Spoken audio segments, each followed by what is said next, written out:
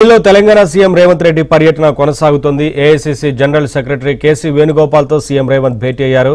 CM Revanth వెంట deputy CM Bhatti Vikramarka, PCC chief Mahesh Goud, in charge Meenakshi Natarajan ఉన్నారు. AICC అబ్జర్వర్లు ఇచ్చిన నివేదికపై చర్చించారు.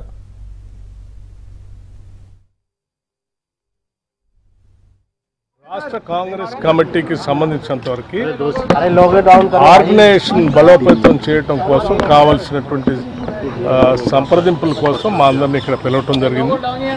దానికి సంబంధించి రాష్ట్ర కాంగ్రెస్ కమిటీ అధ్యక్షులు మహేష్ కుమార్ గౌడ్ గారు, అట్లాగే రాష్ట్ర ముఖ్యమంత్రి శ్రీ రేవంత్ రెడ్డి గారు, అట్లాగే నేను ఈరోజు మమ్మల్ని పిలవటం జరిగింది.